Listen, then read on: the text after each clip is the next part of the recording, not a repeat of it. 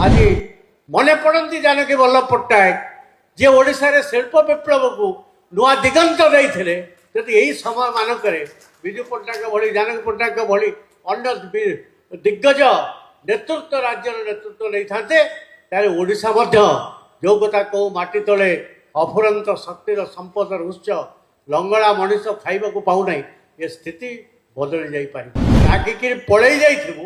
मुख्यमंत्री आसिक डाकिकी बुझे ने जो मुख्यमंत्री माने थिले जो बड़े स्रोतर प्रतिकूल पहरी 10,000 कोटी 12,000 कोटी अर्थनीति को संभाली ओडिशा भली गोटे राज्यर तार बहुविध समस्या अच्छी उत्कटतर दारिद्रता और गरीबी ताकू सामना करिवार जो सामर्थ्य राजनैतिक साहस जानकी बाबू संगे से सब बड़े प्रतिभात होता माननीय आज सवार ओडिशा नागरिक मंच आनुकूल्य रे जो पुण्यतिथि ओडिशार पंडित प्रज्ञा पुरुष भारत वर्षर गणतंत्र आकाशर जड़े उज्ज्वलतम ज्योतिष्क पूर्वतन मुख्यमंत्री जानकी वल्लभ पट्टनायक श्रद्धांजलि सभा ओडिशा नागरिक मंच आनुकूल्य रे एठी अनुष्ठित होची तार जे सभापतित्व करछंती प्राय 80 मसीहारू ताको जीवनर शेष समय पर्यंत राजनीतिक विचारधारा हुए तो भिन्न मत थी पारे किंतु आमे अनेक समय लक्ष्य करिचु जानकी बाबू को प्रति ताको गुण प्रति ताकर गणतांत्रिक विचार बोध प्रति आज जे सभापतित्व करछन्ते अनेक दुर्बलता थिला ये आरंभ होता 80 मसीह जो कथा से कहते एवं ताकर शेष मुहूर्त पर्यंत ये कथाटा रही जाई ता भितरे भिन्न मत होती राजनीतिक संघात होती ता सत्वे संपर्क केवे भट्टा पड़े से भाव में प्रसाद बाबू जे अन्यतम सम्मानित वक्ता जानकी बाबू को सागे एकाधिक क्रमे छात्र नेता हिसाब से छात्र कांग्रेस युव कांग्रेस नेतृत्व नहीं गोटे दल रे से अति निबिड़ भाव में सहित संपर्कित थे से तो विषय बहुत अधिक जानी आज बहुत नुआ दिगंत से सभारे उन्मोचित कर अमर शतपथी पूर्वतन मंत्री से आमे गोटे समय से 90 मसीह विधानसभा थे मो प्रसाद बाबू 95 मसीह आसिलु एवं 95 मसीह जानकी बाबू मुख्यमंत्री थे अमर बाबू को सागर भिन्न मतावलंबी मानक सागे राजनीतिक विचार भिन्नता को दृष्टि न रखी सागे सी बहुत कलेक्टिव पर संपर्क रखुले इंडिविजुअल कथाटा बड़ कथा नुहे सामूहिक भिन्न मत को से सम्मान दौले सब विधानसभा मुझे देखी आज श्रद्धांजलि सभा ये कथाटा निश्चित भाव में मु उपस्थापित करी आपण मैंने जाना उचित कारण विधानसभा भितर केवल सांबादिक बंधु मान को छाड़देले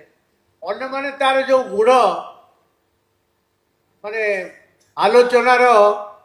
भितरी कथा गुड़ाक जाना संभवपर नुहे आपण विश्वास करतु न करतु 95 मसीह 2000 मसीहा परवर्ती समय या दी भाग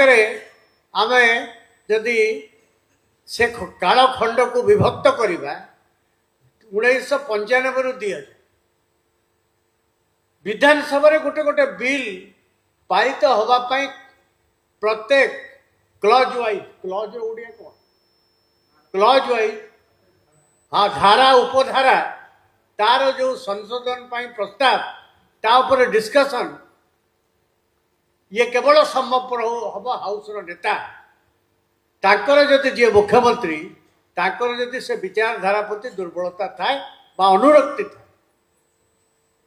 ଯଦି ଗଣତାନ୍ତ୍ରିକ ବ୍ୟବସ୍ଥା ପ୍ରତି ସେ ପ୍ରତିବଦ୍ଧତା ନଥିବ ତାହେଲେ ହବନି। ତାପରେ ସେଇ ବିଧାନସଭାରେ ରବିବାବୁ ବସିଛନ୍ତି, ମୁଖ୍ୟ ସଚେତକ ଥିଲେ, ଅମର ବାବୁ ବସିଛନ୍ତି, ମୁଁ ବି ସେଥିରେ 3 ଟର୍ମ ଥିଲି। ମୋହର ଲଗାଅ, ପାସ୍ କର। ଯେମିତି ଜବରଦସ୍ତି ବିରୋଧୀ ଦଳକୁ କୌଣସି ନା କୌଣସି ଭଡ଼କେଇ ଦେଇକି ବିଲ୍କୁ ପାସ୍ କରିଦିଅ, ଇଏ ଗୋଟେ 2 ଦଶନ୍ଧି ଧରି এইভাবে গোটে কলা গণতন্ত্র যেতবে চালিলা সেতবে জেপি পট্টনাক মনে পড়লে সবুলে আমি বসিলা বেড়ে আলোচনা করু আরে 95 মସିହାରୁ 2000 মସିହା কেউ বিলটা এমনি পাস হয়ে যাব যদি আমি রাগিকি পড়াই যাইবু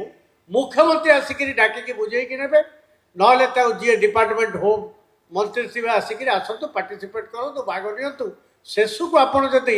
বিল সাথে একমত নহেবে তাহলে আপনার বয়কট করবে কি ভোট দেবে না কি যা গোটে व्यवस्था करेंगे आप पॉलिटिकल माइलेज भी अपोजिशन हिसाब से नहीं पारती किंतु बिलटा आलोचना हो जहाँ हूँ गोटे गणतांत्रिक व्यवस्थार मुख्य आधार। मुझे स्थूल भाव में कहबी जेपी पट्टनायक जानकी वल्लभ पट्टनायक आज श्रद्धांजलि सभार जानकी बाबू पूर्व 2000 मसीहा पूर्व विशेषकर 2000 तो तक शेष समय पर्यटन था जब मझिरू इस्तफा देते तमारे मुझे कालखंड को कहवाक चाहूँ मुक्त अर्थनीति व्यवस्था नथिबार समय एवं मुक्त अर्थनीति व्यवस्था हेला पर समय सारा भारत वर्ष आकुमारी हिमाचल से जो मुख्यमंत्री माने थिले जो बड़े स्रोतर प्रतिकूल पहरी 10,000 कोटी 12,000 कोटी अर्थनीति को संभाळिकी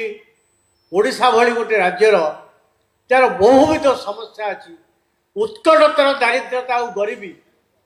ताकू सामना करिवार जो सामर्थ्य